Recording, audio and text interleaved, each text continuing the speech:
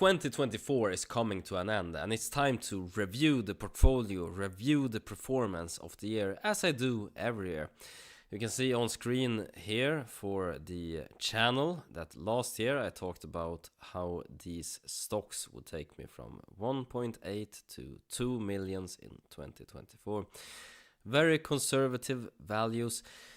Back then, I made a PowerPoint, so you can see here on a tiny section of the screen, showing the graph of the performance of my own portfolio versus a graph of the performance of the S&P 500.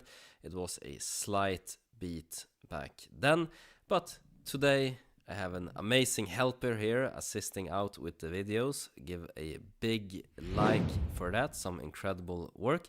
And we can just put a picture up on screen here. Boom, showing the graph of the performance of the portfolio versus a graph of that of the S&P 500.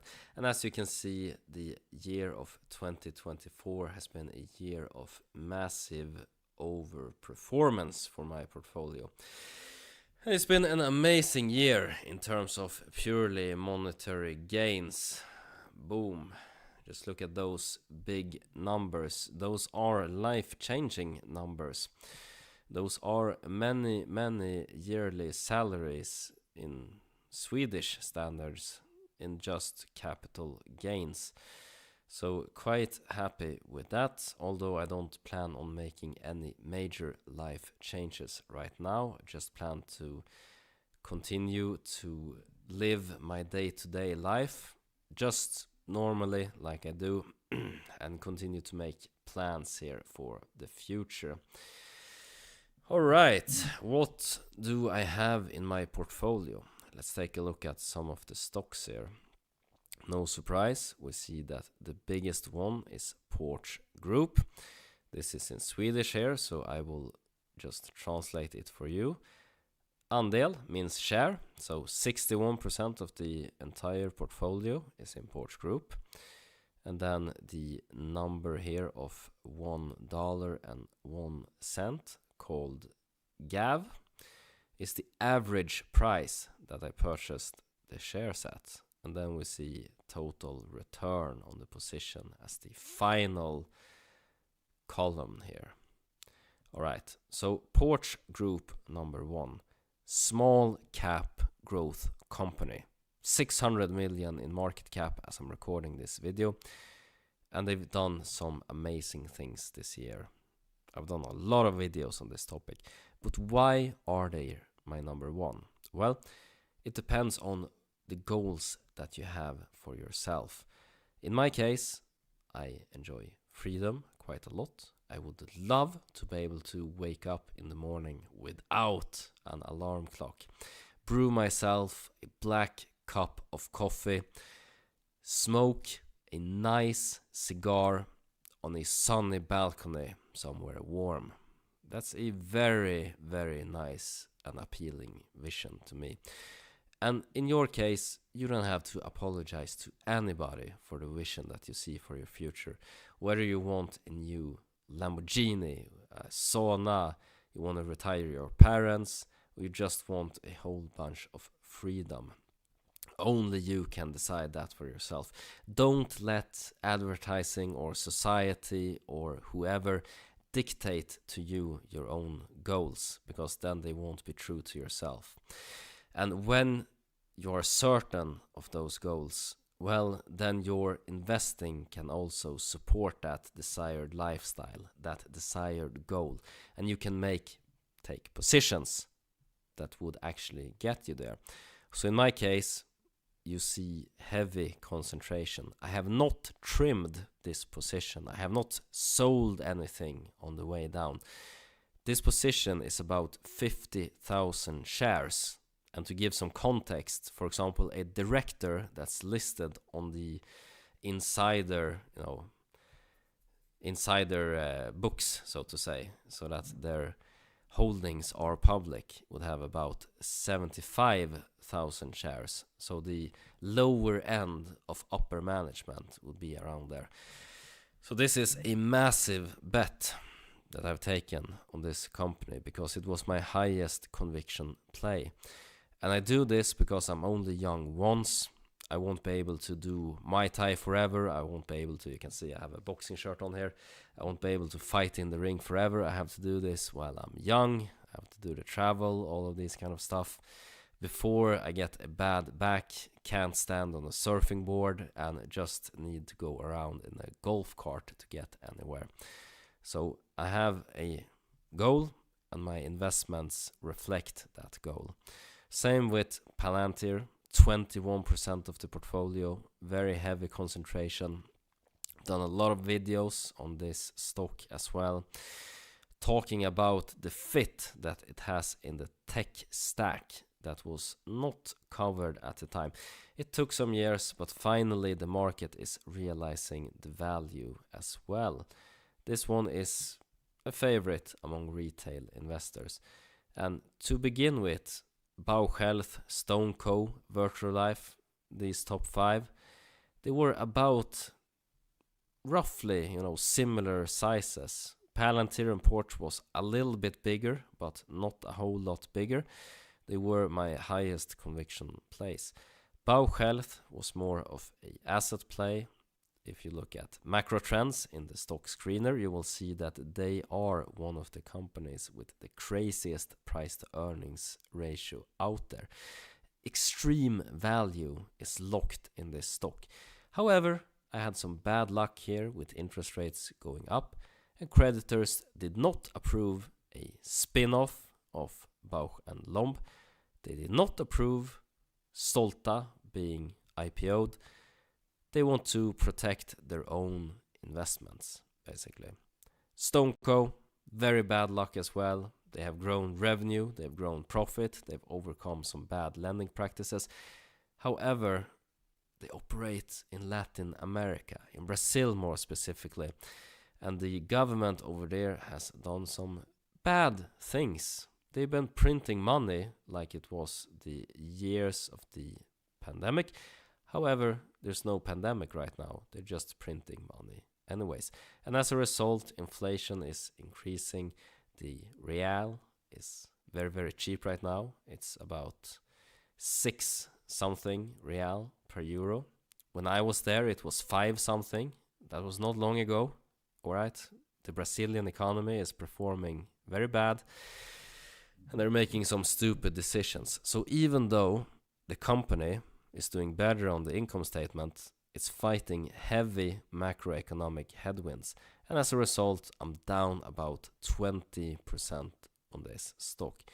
Not happy at all. Warren Buffett sold out earlier. He spotted this a lot earlier than me. He's a professional investor. He keeps tracks on things. I just make my statement, my thesis, my research, and then I stick to it. And in some cases I'm going to be right, and in other cases I'm going to be wrong. Vitrolife up 20%, riding a macroeconomic trends of the infertility that we're seeing, people having problems conceiving. They're making all the consumables, and they're doing genetic research as well. I think they have a very bright future ahead. I don't see the macroeconomic trends of less children and later births changing anytime soon. And this company is poised for that. And when the market realizes this more, then I will see larger gains as well. Medical Properties Trust, I will comment briefly on. I bought a little bit here in the growth portfolio, and then they tanked by quite a lot. I liked this stock then. So what did I do when I started a brand new account with a series? Road to $100,000 dividend portfolio, where I try to take a portfolio from $0 to $100,000 as quickly as possible, only using dividend stocks. Well, I bought a ton of Medical Properties Trust stock in that one at the price of about $3 something, closer to $4. And I've collected some very nice dividend. I've made a lot of videos about this stock, a lot of short seller activity, a lot of bad press.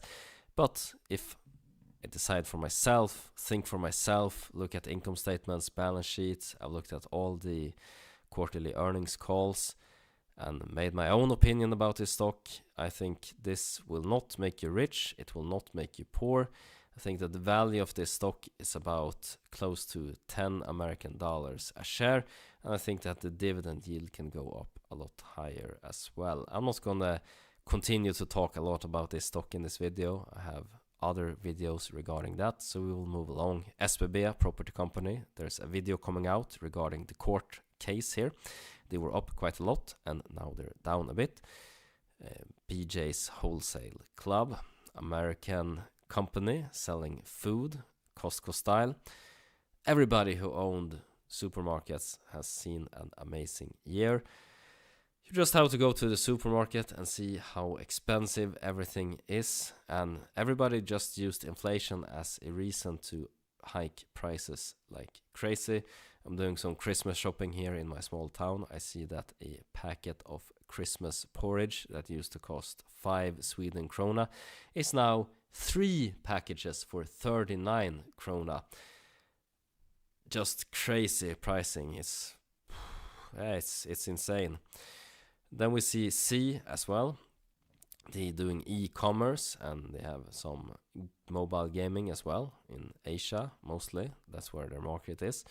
My flatmate used to work there and knew a lot about the business and thought that they had a nice position. I did my own research, saw that they were priced nicely, so I started to build a position.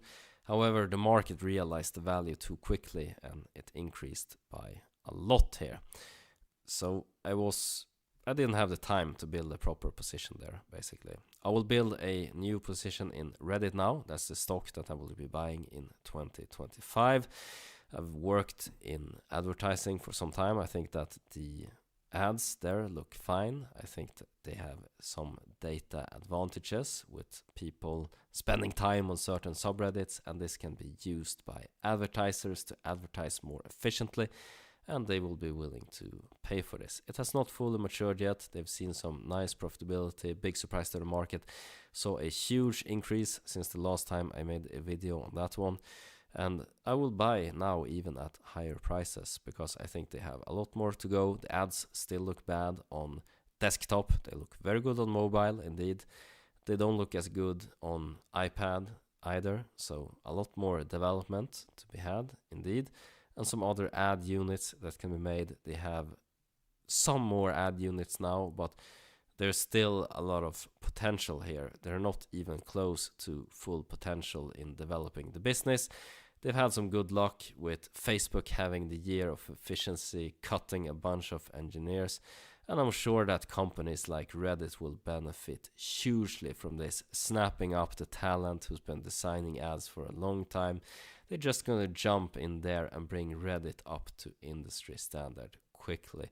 You can watch documentaries about how Reddit is the worst social media network ever in terms of profitability and how little they make per user, and how LinkedIn is the most profitable one. However, Reddit has the opportunity now to close that gap. So it's a growth stock with momentum. Magnite here I will comment super briefly on as well. We can see that they used to be called the Rubicon Project. This is a early stock of mine. I sold most of this position, made 40,000 Swedish, which was a lot back in 2014 when rent was 3,700 for me, so I could spend some time just gaming and relaxing with the boys. Just looking at this position gives good energy and it makes me very, very happy.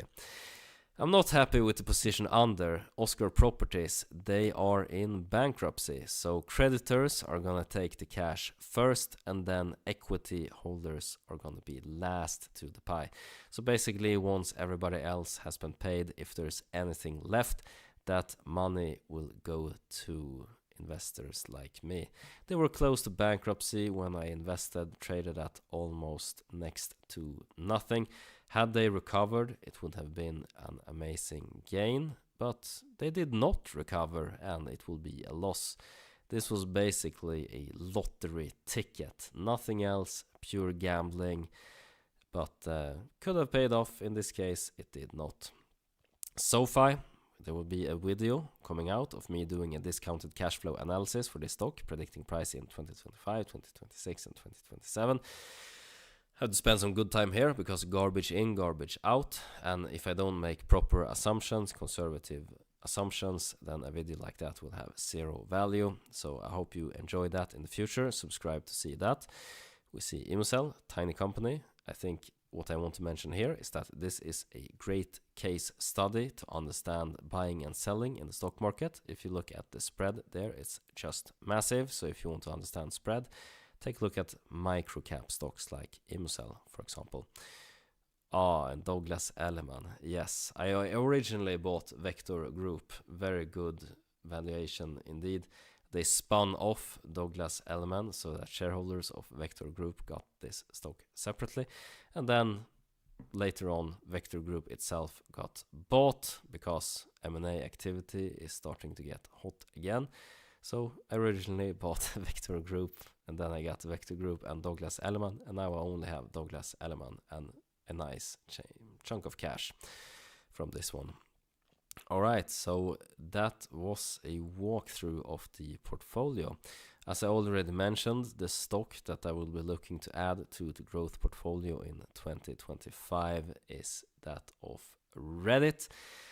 As soon as I've taken the challenge of creating a dividend portfolio that is of 100k American dollars in size, then I will continue to put money into the growth stock portfolio here. I have not added money to this portfolio in a very, very long time, but I will start to add some again, just to start buying some Reddit and taking, you know, a few €100 of the salary, like maybe 1,000 euros, something like that. It's gonna be like, you know, somewhere here, like it's just gonna be micro part, but it's a habit, and you know, I don't plan on making any big changes right now just because it's been a great year. I'm still a bit away from my goal. Need 7 million Swedish with my expenses to just live a normal life forever with the withdrawal rule and never having to work again. I need 9 million Swedish in total to be able to live in Southeast Asia and spend like crazy on everything my heart desires, just spending as much as I can, consume as much as I can at this current age. And I realize also that as I get older, consumption will go down. Don't believe me, just take a look at your grandparents. They sit in a chair and watch television for most of the day. So as we humans get older, we don't need as much money anymore.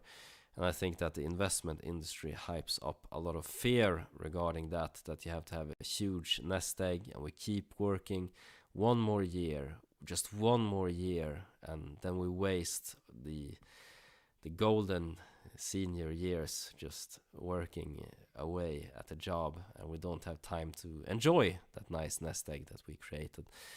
And just some quick comments there regarding allocation as well.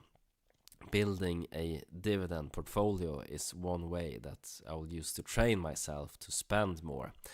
So once I have this 100k in dividend, I collect this nice dividend, I'm just going to use it on steaks, cigars, travel, just enjoy myself more, and that way I will be more comfortable spending, because you can't just flip a switch and go from saving heavily.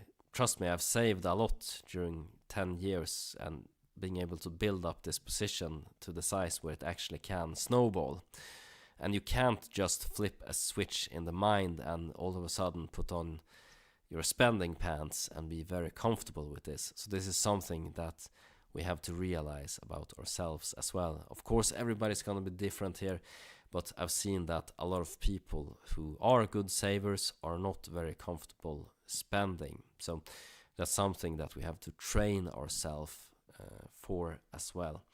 Anyways, that's been it for this video, covering the results of 2024, predicting a bit for 2025. And as always, I hope you guys make a ton of money, whatever investments you decide to make. Take care now. Bye bye.